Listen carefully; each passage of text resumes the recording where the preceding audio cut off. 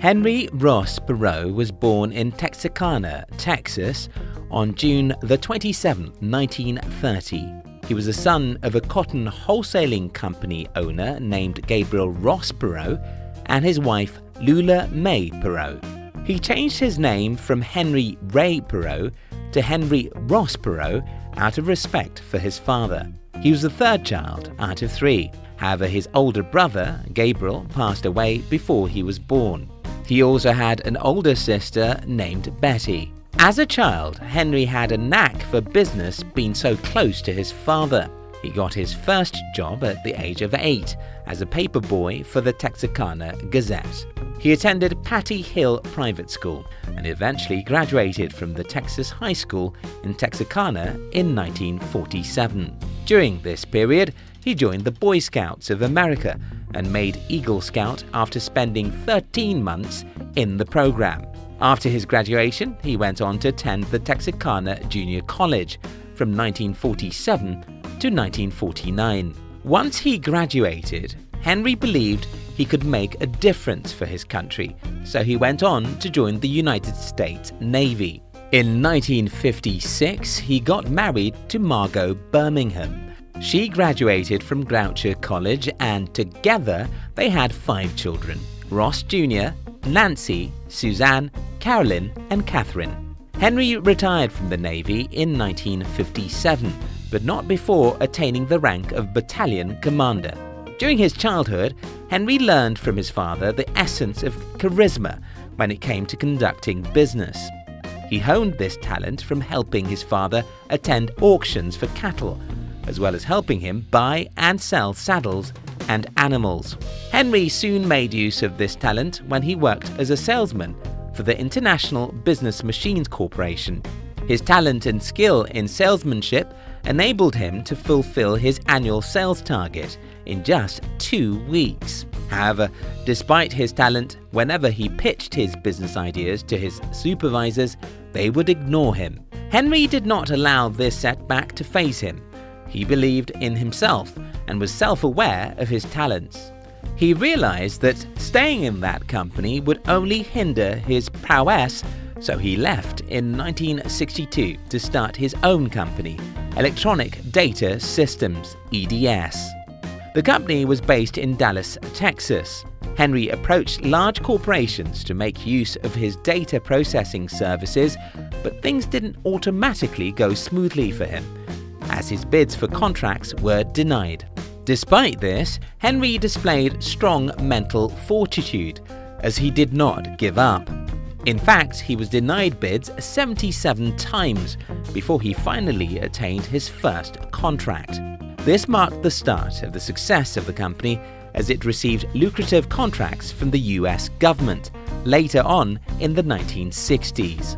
The company was responsible for computerizing Medicare. In 1968, the company went public, and within mere days, the price per share increased from $16 to $160. That same year, Fortune magazine released a cover story which called Henry the fastest, richest Texan. Outside his business, Henry was also involved in issues relating to prisoners of war and soldiers missing in action in the Vietnam War. In 1979, when 2 of his employees were taken hostage in Iran, Henry sprang to action, organizing a daring rescue. This achievement would later become the basis for the Ken Follett book On Wings of Eagles. In 1974, Henry was called the biggest individual loser ever on the New York Stock Exchange because of his EDS shares dropping $450 million in value in a single day. He did not allow this to faze him either, and he continued to work his way to success. In 1984, General Motors bought a controlling interest in EDS for $2.4 billion. However, the road to attaining this success was not a smooth one. Henry's example shows that it is possible to stumble more than once and still manage to excel. What happens is not how a person falls, but rather how they rise after falling. Henry also displayed the ability to learn from his past mistakes. He invested over $20 million into Steve Jobs after Steve lost the power struggle at Apple. Henry did this because he believed in Steve and saw an opportunity he did not want to miss, just as he had earlier missed for not investing in Bill Gates' Microsoft when it was in its early stages. In 1988, Henry went on to create another company called Perot Systems, which was based in Plano, Texas. He eventually made his son, Ross Perot Jr., succeed him as CEO. However, the company was attained by Dell in September of 2009 for $3.9 billion. His charismatic and outspoken nature led him to enter politics, as he was heavily involved in the Vietnam War POW/MIA issue. He believed that the US government was purposely ignoring POW/MIA investigations to avoid the revelation of a drug smuggling operation which was used to fund a secret war in Laos.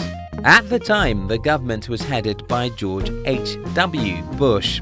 This made Henry disapprove of George Bush's administration, especially during the US involvement in the 1991 Persian Gulf War, and made him begin to consider running for the presidency. Henry used his wealth to get access to stations where he could broadcast his political views.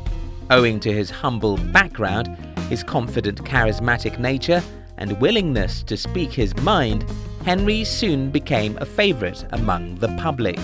A journalist, Paul Burker, wrote in Texas Monthly, "Perot is the candidate of the disaffected, the disenchanted, the fed up, the people whose contempt for politics has passed beyond cynicism to despair." On February the 20th, 1992, Henry appeared on CNN's Larry King Live, where he declared his intention to run for presidency, provided his supporters could get his name on the ballot in all 50 states. The enormous support he received allowed him to become a potential candidate, rivaling even the two-thirds majority candidates. However, he dropped out of the race because of threats made to release altered digital photos of his daughter in an attempt to sabotage her wedding. His dropping out caused his popularity to drop, as his supporters felt betrayed. Later that year, Henry regained his momentum and re-entered the race within weeks of the election. Despite the short period, he managed to garner nearly 19% of the popular vote, making him the most successful third-party presidential candidate in terms of the popular vote since Theodore Roosevelt in the 1912 election. While he did not win the election, this feat was still seen as quite the achievement. Throughout his life, Henry received multiple awards. He received the S. Roger Horchow Award for Greatest Public Service by a Private Citizen in 1986. On April the 20th, 2009, he received the Honorary Green Beret Award at the John F. Kennedy Special Warfare Center, located at Fort Bragg, North Carolina. He also received the Sylvanus Thayer Award, which was bestowed upon him by the U.S. Military Academy at West Point in 2009. He passed away on the 9th of July, 2019, at the age of 89. He was diagnosed with leukemia. Throughout his life, Henry demonstrated the importance of having the will to not be overcome by failure. He faced multiple bumps in his road and trudged ever onward through them. He showcased charismatic prowess and deep understanding of business to power his way up the ladder of success. His humble beginnings prove that a person does not need to be born with a silver spoon to become a prominent figure. As of 2019, Henry had garnered a net worth of $4.2 billion, which, according to Forbes, made him the 167th richest person in the United States.